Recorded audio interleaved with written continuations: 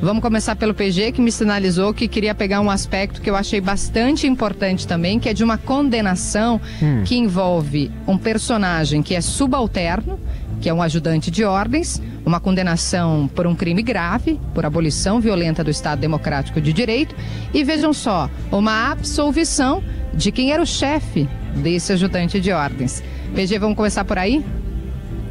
Kelly, tem uma assimetria, é uma assimetria, de fato, me parece claro, não sei se o Gabriel concorda comigo, no voto do ministro Luiz Fux, e não me parece que precisa ser jurista para constatar isso, que é transformar o ajudante em protagonista, de que é um lacaio, né? É um subserviente, de certa forma um adulador, inclusive foi condenado por tentativa de abolição violenta do Estado Democrático de Direito, como se estivesse promovendo um golpe sozinho, à toa na vida, né? Olha, embora o meu chefe não ache uma boa, fico imaginando o Mauricídio pensando, né? Embora o meu chefe não ache uma boa, Bolsonaro não gosta muito dessas coisas, mas eu vou dar um golpezinho aqui. Que loucura, né? Então é a lógica clássica de punir o estafeta, né? O mordomo.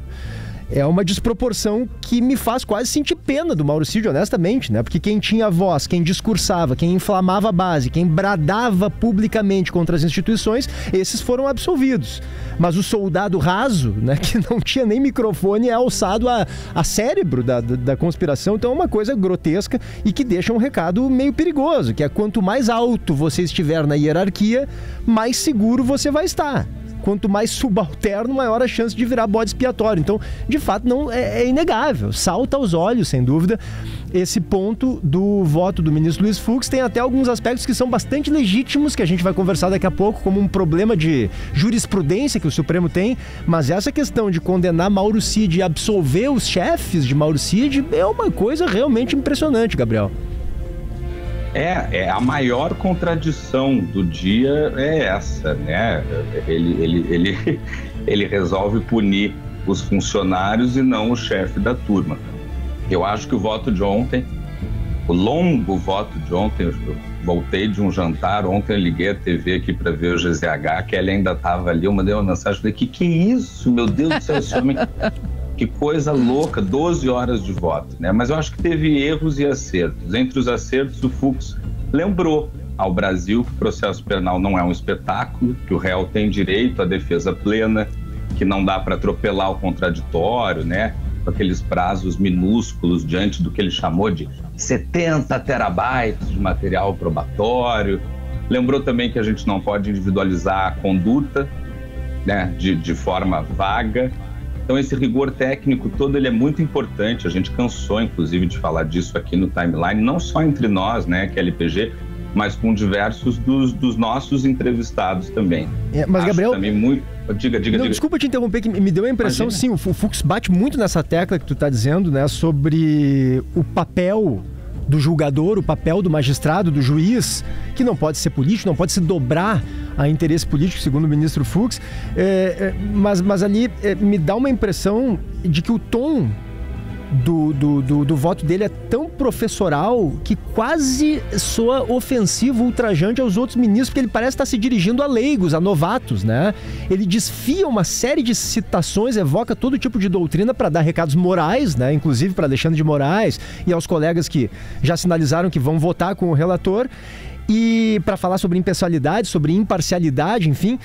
E me dá uma impressão, Kelly, eu não sei se essa foi a impressão de bastidores que vocês têm aí, de que os ministros se incomodaram violentamente com isso, não só porque ele estava acolhendo teses da defesa, que eu acho que é legítimo que acolha, mas porque ele estava também, por exemplo, ao falar sobre a competência da corte, são aspectos que já estavam pacificados no tribunal, né? O tribunal já havia decidido sobre isso. E normalmente, quando um voto é vencido sobre esses aspectos mais técnicos, né, mais protocolares, processuais sobre um julgamento, o cara que tem o voto vencido não fica voltando no assunto, né? Dizendo, escuta aqui, eu acho que tá errado, acho que a competência não é essa, porque já havia sido pacificado pelo tribunal.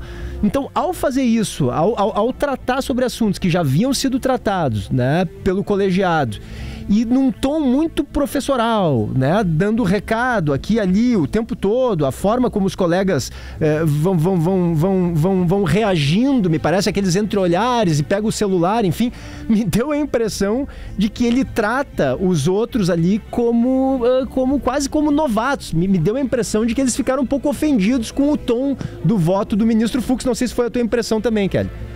Eu já vou dar as minhas impressões, mas vou permitir o Gabriel terminar o raciocínio. Eu interrompi o Gabriel, é verdade. Imagina, mas eu acho que isso faz todo sentido, inclusive quando o Fux fica trazendo à tona o julgamento do mensalão, do qual ele participou.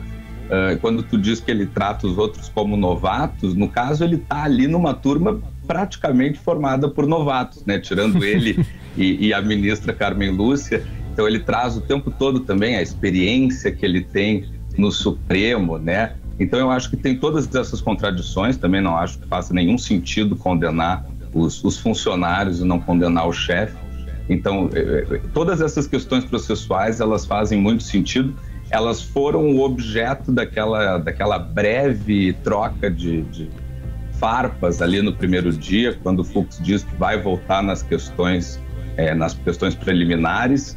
E aí o Moraes diz, mas a gente já votou e o voto de todo mundo foi unânime, né, sobre essas questões. Isso. E aí o Fux ainda reforça, mas no recebimento da denúncia, isso aqui é um julgamento, o que também é uma liçãozinha de moral. É um tom de lição de moral, exatamente. É isso, tem essa contradição também, fortalece a democracia ao mostrar que existe espaço para divergência dentro do Supremo, mas enfraquece também ao relativizar esse mérito de uma trama que nitidamente corroeu as instituições, mobilizou o Estado contra a própria Constituição e evidentemente tinha o ex-presidente Jair Bolsonaro como líder. Gabriel PG, a gente está ao vivo aqui do Supremo Tribunal Federal e eu vou aí passar alguns pontos do que vocês disseram e também do que a gente ouviu aqui. Começando pelo ponto do PG sobre o incômodo dos ministros. É fato. A gente conversa com alguns ministros e com pessoas que têm acesso a eles. O incômodo ontem era mais do que perceptível, era visível. Se a gente pegar a imagem aberta, né, PG, Gabriel e ouvintes, quando olha para o rosto do ministro Alexandre de Moraes, ele está com a cabeça baixa. Em dado momento, o ministro Flávio Dino chega a botar a mão assim, né, no rosto, com aquela imagem, com aquela cena de quem já não aguenta mais.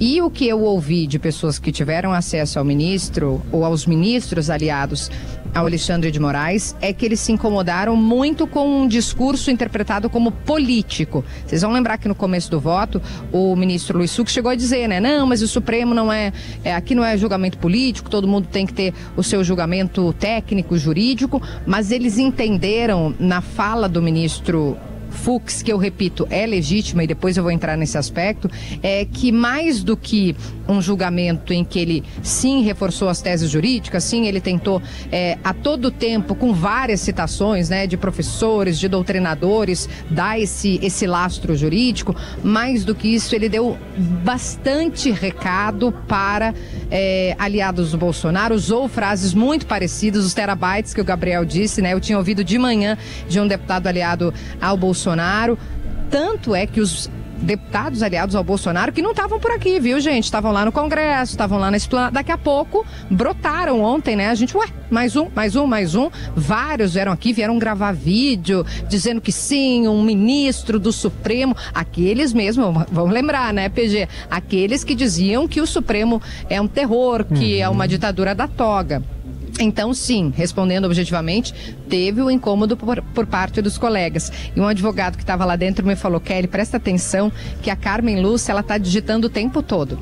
Então, é provável, eu vou fazer um exercício aqui contigo, que ela esteja reescrevendo o seu voto para dar algumas respostas, já como o PG estava observando, para o ministro Luiz Fux, porque ele veio nesse tom professoral. Mas aí eu vou absolver o Fux e o PG, porque todo mundo nesse tribunal faz isso. Não que seja correto, tá? Não que seja correto. Mas o tom professoral, eu acompanhei muitos julgamentos, não aqui na turma, lá atrás no prédio principal, né? No plenário, no salão grande. E, meu Deus, os votos do Celso de Mello, a gente podia pegar o caderno e anotar, porque não, era assim, né? O Marco Aurélio, o tribunal, né? Ele fala desse tribunal, né? Com aquela eloquência que a gente está acostumado. Falei com ele ontem também. Ele disse, não, Kelly, agora eu sou só espectador, aplaudiu o voto do Fux. Mas essa